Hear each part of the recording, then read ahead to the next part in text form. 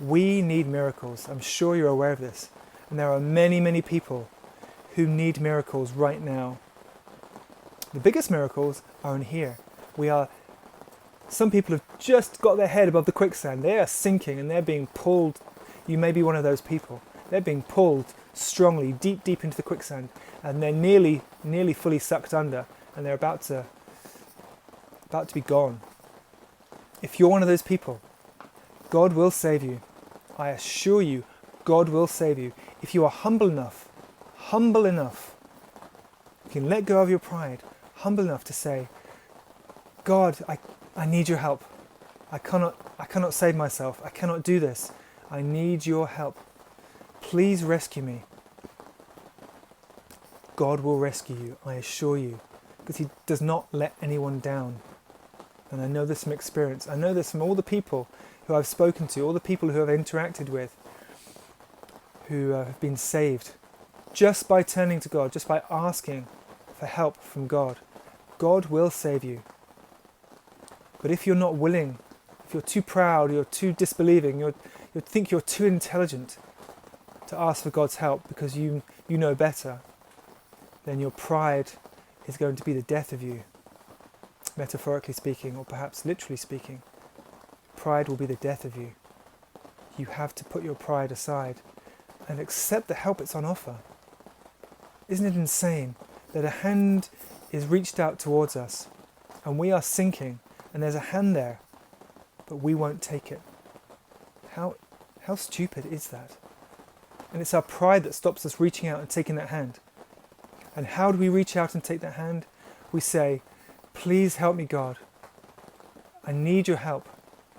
I'm willing to let go of my arrogance. I'm willing to let go of everything, all my vanity, everything that I hold dear. I'm willing to turn to you fully. I put my life in your hands. I put my salvation in your hands. I need you. And that is what will save you. Turning to God and asking God to illuminate you. Asking God to use the light of Christ, which is an aspect of God. Use the light of Christ to save your mind from the darkness and save your heart from the darkness. Because there's nothing else capable of purifying your mind and your heart from the darkness except the light of Christ.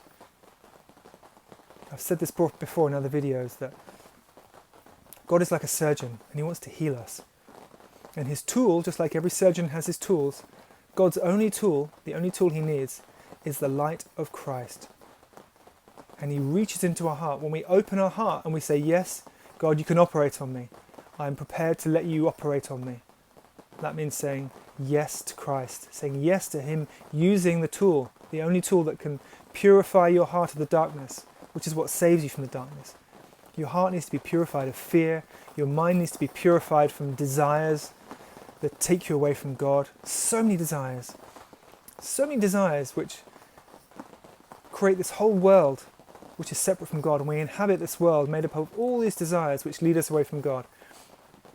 So our mind needs to be purified from desires which take us away from God, and our heart needs to be purified from fear and anger. Essentially, those are the only two things, fear and anger. Perhaps grief as well. So, my message to you here is that the help is there. Trust me, the help is there. You have to believe me. Even if you're the most staunch atheist, the most staunch God-hating, Christian-hating, religion-hating person, that's okay, fine, but at least find out whether I'm right or not, because you don't want to be wrong. Imagine missing or refusing the only thing that can pull you out of this sticky, dark quagmire of fear and hopelessness and despair. Do you really want to be there? Do you really want to drown in that quagmire? Because you do not need to. Trust me. And what will God do for you if you accept his help? I can't tell you, but it'll be good, and you'll be so glad you accepted his help. I can't tell you exactly what will happen. I can't tell you how he will save you from what seems to be awaiting in the future. this seemingly dark scenario which the media are convincing us is going to happen.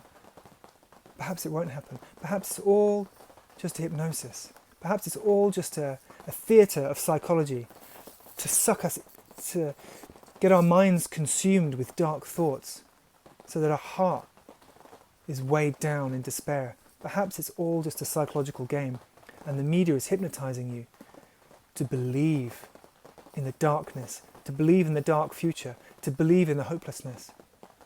Perhaps. I can't tell you. But I do know the media is hypnotizing everybody. And I do know that it's working very hard and spending billions upon billions upon billions of dollars to convince you of a reality, to convince you that the future is going to be a certain way, to convince you that certain things are going to happen. The media is a hypnosis tool, propaganda, to convince you so that the darkness gets in your thoughts, and then this pulls your heart into misery and pessimism, and then you start sinking. Because that's what will pull people into the dark when everyone wants to be in the light, even if they've convinced themselves they don't want the light. Secretly, deep down, their heart wants the light, because your heart was designed for the light. Your heart is made for the light. Your heart belongs in the light.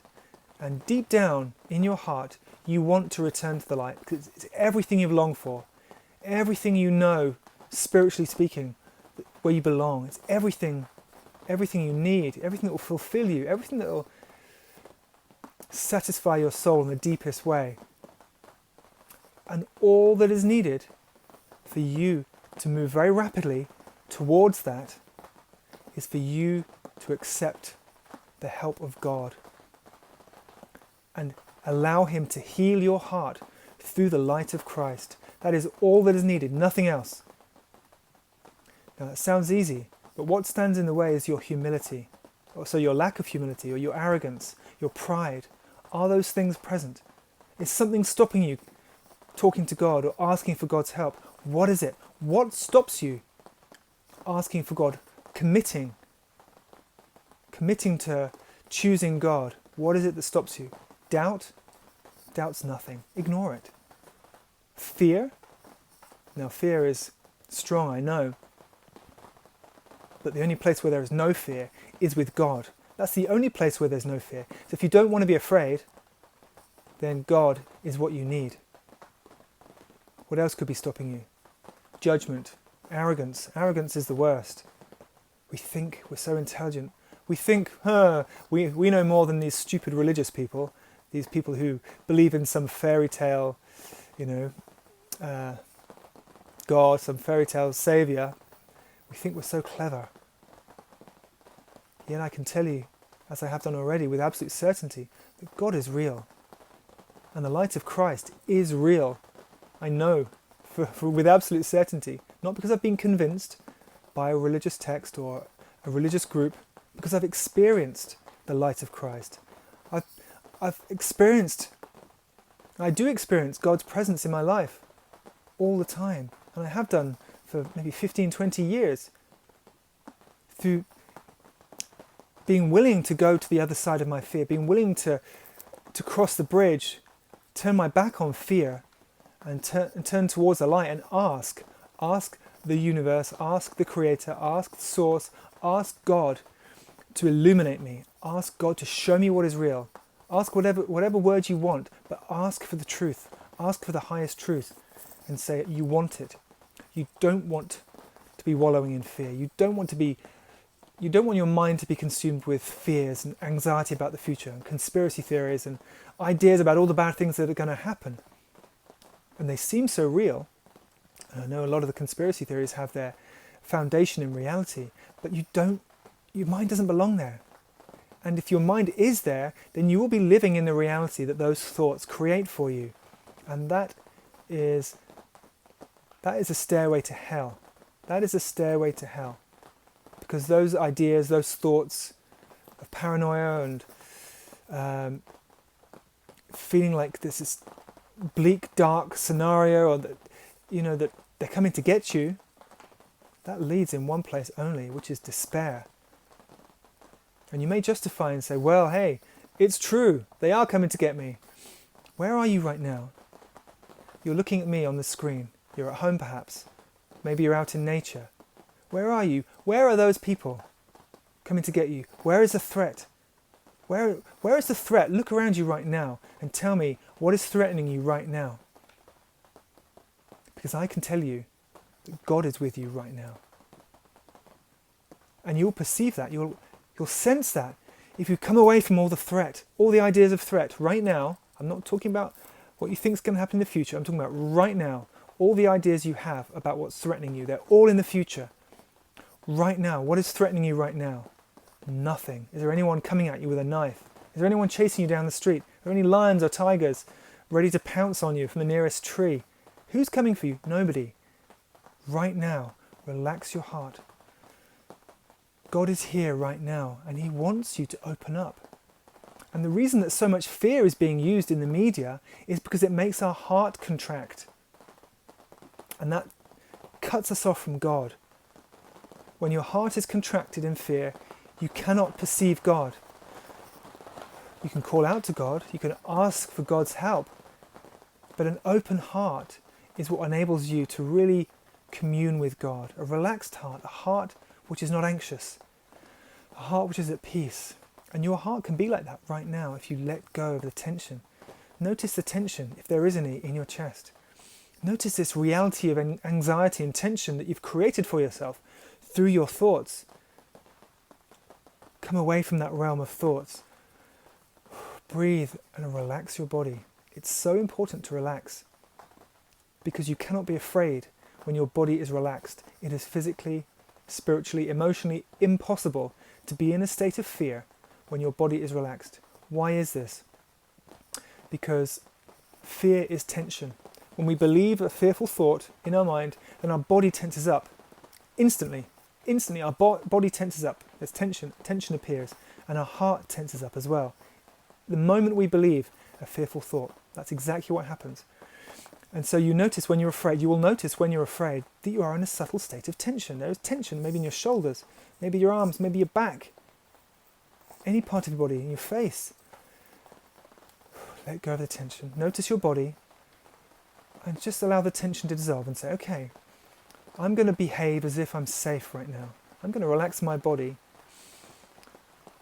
and feel safe, even though your thoughts may be telling you you're not safe. Ignore them. That's the hypnosis. That's the enemy in your mind convincing you to be in a reality of fear right now, to be in a reality where you're disconnected from God right now, to be separate from peace right now. That's where this voice wants you. It's manipulating you and controlling you to keep you away from the only place where you'll find peace, freedom, light, and truth, which is God. You will find that, but you have to be in the right place.